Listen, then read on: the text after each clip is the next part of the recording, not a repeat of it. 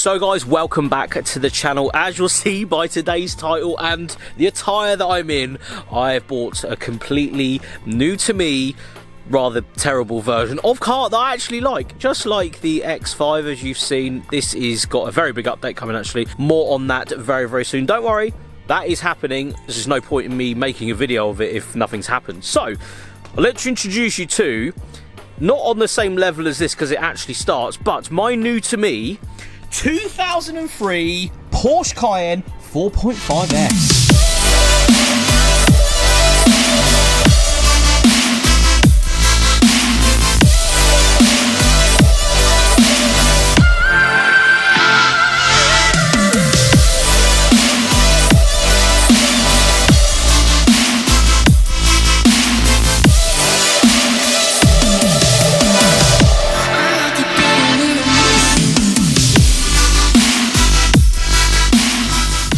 So if you guys don't know, I've actually had two of these in the past. I had one probably about 10, 11 years ago. It was a 4.5 as well, but oh my god, did it have a spec on it. It had a GTS, wing, wheels. It was GTS spec from the factory, but it was just, you know, your regular 4.5 on a 54 plate. This one, of course, first generation.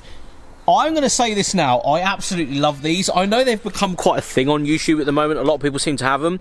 I literally had one, I'm going to say it's actually 12 years ago now I had one of these when they were still expensive. I bought a really high mileage one off some random man on Auto Trader for around £4.5 grand, which was really cheap at the time.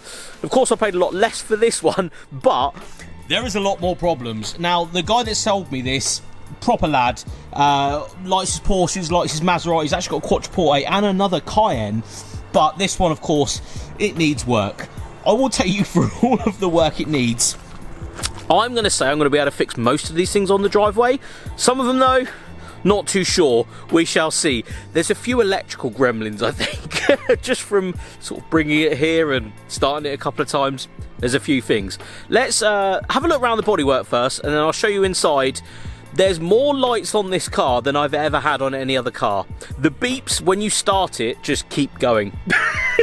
Anyway, so yes, a 03, so a first generation Porsche Cayenne. So it's not the V6, it's the V8 4.5 with these aftermarket 22-inch drug dealer spec wheels, I'm going to say is what they are. They're cool, I get it. It looks quite good all black, but I think, you know, down the line we may change those, but that should get us through the MOT because of course this has no MOT. It elapsed 6 months ago at this point with a few advisories and a failure sheet. So I sort of know what I'm getting myself into. I know full well that the indicator this side for some reason doesn't work, and I did sort of assess this when I bought it to find this where the headlight just sort of, I can't really do it one-handed, but yeah, as you can see the headlight's actually not even in. So that's not even in. I know it's easy to get these in and out, but that's not even in, and I've already noticed there is a wire, don't know if you guys can see that, not on. It's just not actually doing anything, so that might be something to do with the indicator this side or the bulb's gone, I'm not too sure. So that's one thing I noticed. The next thing is the bumper's sagged here, as you can see, and there is wood screws holding it in. Hey, it works if it works, you know what I mean? It's fine, it's okay. This headlight as well has of course been out. It doesn't sit right, it's not quite in there right, but that's fine, you know, it's a cheap car, I don't mind. Round this side though, I did notice after buying it, there has been a painted job, a paint job, just here. Don't know if you guys can see that because there's a bit of dew on the car, but this wing has been painted, probably because there is some marks. Again, not a huge problem. The rest of the bodywork though is actually okay, it's not too bad. This is a non-roof rail model, so most of my ones, I think all of the ones I've had, has had roof rails. So the roof rail hasn't been opted, but inside it's grubby, it's smelly, it smells a bit funny, and driver's seat, again, not too bad, bit cracked here and there, I mean, there's that, but unbelievably comfortable. Now, if you've never had or been in one of these Cayennes, I would say these are probably one of the most comfortable generation Cayennes I've ever had. I thankfully I've driven a few of these through the generations. These first generation ones, the seats are fantastic. Heated seats work in this one as well. As we jump in, it has a aftermarket stereo without the fascia thing, so that's gone.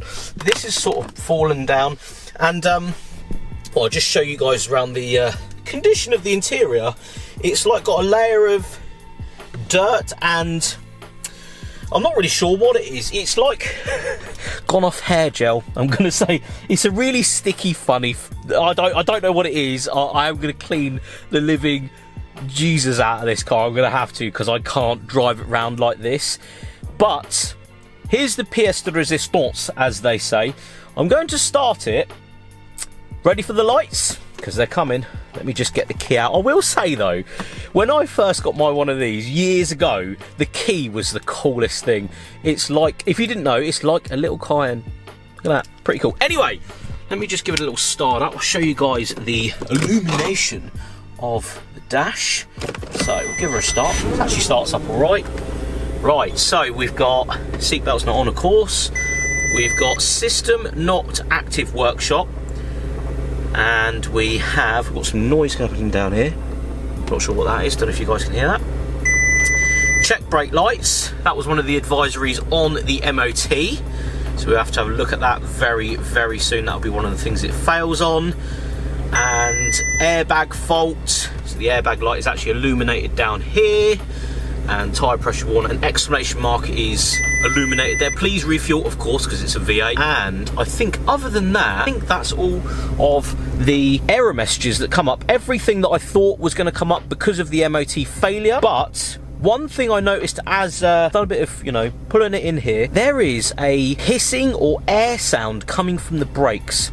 Now the brakes work really well, but I don't know if there's something wrong. Please let me know in the comments below if you know what this is. But as you come onto the brakes, they stop, and then when you release, you can hear the hissing, and you'll see that I've actually got an OBD reader in there as well, because I want to make sure that what I see in front of me and what is going to happen next is exactly what I think is going to happen next. So other than that, incredibly comfortable. It's got a sunroof. Look at this. I'm not going to open it because it definitely won't shut. And it's a non-air suspension model. I would say, from previous experience, get one, if you're after one of these, get one without the air suspension. I just think that there's less to go wrong. But, you know, my first one had air suspension. I didn't have any problems with it. So yeah, that's a small tour of the Cayenne. I'm not going to bore you guys too much, because I want to get on and fix a load of stuff on this in this video. The last thing though, as you'll see by the thumbnail, it hasn't been clocked, but I think it's been clocked. That was one of the bargaining things for me. I was like, well, do I even want it if it's been clocked? I think, personally, the centre cluster on these, which is just there, I think that has died at some point, not showing really anything, and someone else has been in here and put a different cluster in, mainly because all these buttons and stuff, they look like, I don't know, it all just looks like it's been out.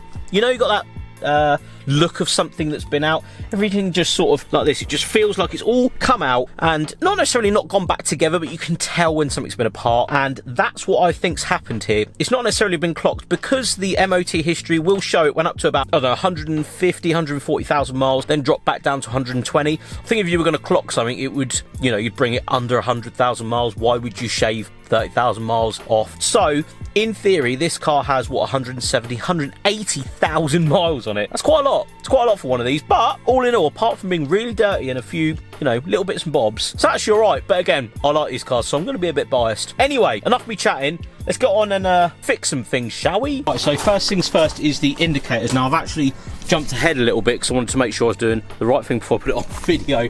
Basically took all this out, and there's a lot of corroded connections, so checked all of them, stripped some wires back and that, just to make sure they're all happy. Not too sure what this one goes to. It was already out. As you can see, it's quite corroded just there. But I took the actual bulb out and the bulb holder, and it's been put together. I don't know if you guys can just see that, with some black tape and solder and stuff, and it's all snapped off. Right, so I thought, well, that will probably work, although it's a bit bodged. It's not the bulb, because the bulb's fine. Let's go and see what the fuses are like, because I did actually notice there was fuses in this car, and after a little googling on YouTube, shout out YouTube, always know, third one in, this number 10 here, that is the indicator bulb, and I pop them on. Rears are working, which is good, because it wasn't, and this one's working, and then we have power going to here to that bulb, so that all works. Next up, I'm going to try and not necessarily bodge that back, but just make sure it doesn't fall out again. So I've had to just do some evasive bodging, but everything is back in. Used a bit of black tape just to secure it all, because the actual tab to hold the indicator in is broken. So I probably think I'm either going to have to glue that in there, make some sort of, I don't know, release. You know, they have a release on the back of the headlight, or buy a new headlight. That's probably what's going to have to happen. But for the minute, this is all right. I'll just put the indicators on to make sure they're still working. Dot, dot, dot. In we go. That on. Cleaned everything up as well off camera. So indicator and indicator. Yay! Right, one down, only a few more to go. I've just used my tripod to actually push. We've still got lights coming on, brake lights, check brake lights. So brakes on, I use my tripod for that, and the brake lights are now working, so that's good. Although it's saying on the actual dash that the brake lights aren't working, they are working. I don't understand. So just after that, I thought I'd look in the back of the car. Again, I'm a few, minutes into this video. I don't know what I'm doing here. I'm literally going off YouTube and having a go on my driver, which is what everybody on here should be doing. Don't worry about what people are going to think on the internet about you, delving into cars. How are you ever going to learn unless you do this on your own? Anyway, this isn't a learning channel, I'm just having a go. The front brake light doesn't work, so I've actually come into the back of it. There was obviously a huge sound system in here at some point, because all of these wires and stuff were actually plugged into here. So I'm gonna actually tidy this up in a minute. And this was unplugged. Now I've plugged it back in just to wait until maybe this goes or something stops working. So if anybody again would like to tell me what that's for, I don't think that's factory, but it could well be. We'll find out very soon. And I think in here that was about it, but yeah, wiring wise definitely something's happened in here and someone's bodged it. I've also just found the rear badge. Look at that, cool rear badge, and this and some Stanley blades just in case. So yeah, gonna delve into trying to work out why the third brake light isn't working, because we'd quite like that for the MOT. See where it goes. Okay, so next up, the guys at Thinkcar, shout out, have actually sent down a tablet OBD reader that actually goes into the car. So start her up, we're going to get that. It's actually magnetic on the back, look at that. How cool is this? Pop that in there. Right, so let's do a general connect to the OBD reader, a general just diagnostics. I think we need to see if anything's actually been changed to this car. The previous owner did say that he'd put a airbag sensor module in the passenger seat, because that's where the airbag sensor light was coming from. So maybe it's been put in and not cleared, I'm not sure. We're about to find out. So hopefully we can clear some codes, get rid of some of these horrible messages that keep coming up. That'd be nice. So we're on, as you can see, and I'm just doing a quick system scan to see what comes up. Sun's a bit sunny today. Yeah, just to see what comes up more than anything, and then sort of go through the fault codes. First time trying one of these Thinkcar tablets. Really, really easy actually. Just literally plugged it in, got the VIN off the front of the windscreen, which is easy enough to do, put it in, and here we are. It's found the car, and now it's starting to scan all the different bits it needs. So at the moment we're keyless drive, entering drive, scanning, and then air conditioning. So yeah, 20% at the moment. We'll see what it comes up with. So after that, we've gone into the health report just up here. I'm going to do a health report and just see what else comes up. Right, so I've just done a check. You'll hear the radio is working. Woo! But oddest thing ever, when you turn the steering wheel, the radio signal goes up. What's that all about? I hope you guys can hear that. As you turn the steering wheel, the radio signal and the strength of the signal goes up. What's that all about? So next up, we're going to start cleaning the car. This thing is an absolute state. So I've actually started this side. Carpet's looking good. Going to start cleaning, actually dousing all of the interior in cleaning product and all of this center console. I don't think you guys can see how bad this actually is. It's disgusting in here. So I'm going to do this thing they do on YouTube, and hopefully, if my editing skills are not as terrible as usual, there's a little bit there that I've just done, but the inside is looking a little bit better. This centre though is odd. It's just, I'm not sure what has been on it. Maybe it's the factory plastic that's gone funny, so we might have to assess that soon. But steering wheel's clean, driver's seat's clean, back seat's clean, passenger seat clean, everything cleaned properly. That only took 2 hours of my time. It is disgusting working here, but we're doing it. So with that, guys, I'm going to end today's video there. Thank you so much for watching and watching me introduce the new car to the channel.